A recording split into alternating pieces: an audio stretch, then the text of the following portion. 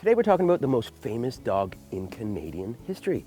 I'm in Meaford, Ontario today, and we're talking about Beautiful Joe.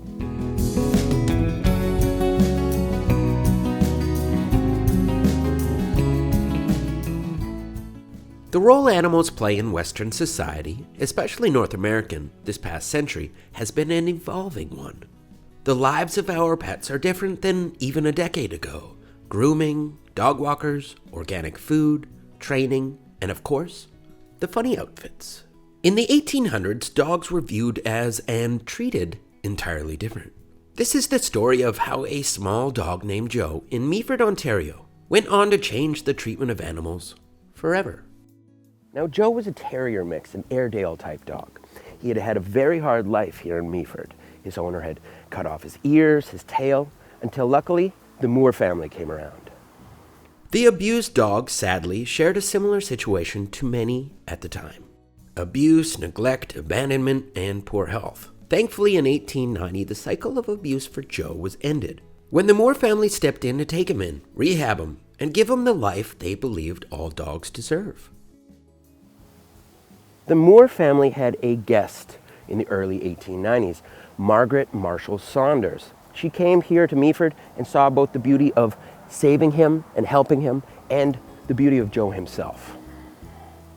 Nova Scotian Margaret Marshall Saunders' brother was married to Louise Moore, the daughter of Walter Moore, who had taken the dog in.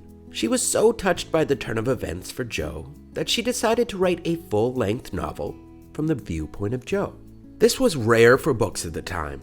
Similarities obviously drawn to the novel Black Beauty, which Saunders cleverly references within Beautiful Joe. As a sign of the times, Margaret decided to publish the book under a more masculine-appearing Marshall Saunders. She changed the location of the story to Maine and the family name to Morris, and submitted the book to a American Humane Society contest in 1893.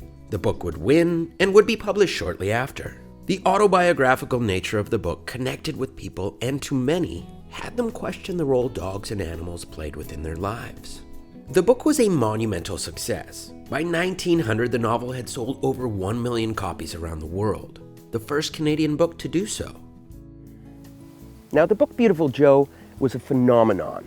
It became one of the best-selling Canadian books of all time. By the 1930s, it had sold over 7 million copies around the world. The story of Beautiful Joe was very much moving the needle on the animal rights movements around the Western world. Not only was it one of the highest-selling novels around the world, it was resulting in tangible funding, awareness, and advocacy for animals. The book, since publication, has been translated into over a dozen languages, used in everything from elementary schools to universities, still to this day. The author, Margaret Marshall Saunders, was a trailblazer in many regards. Her advocacy for animals was matched with her fervor and work for women's issues. Not only was she one of the best-selling Canadian authors of all time, but someone, along with a pup from a small Ontario town, that would alter the treatment of animals in the Western world, hopefully, forever. And that is how a small terrier named Joe in Meaford, Ontario, went on to become the most influential dog of all time.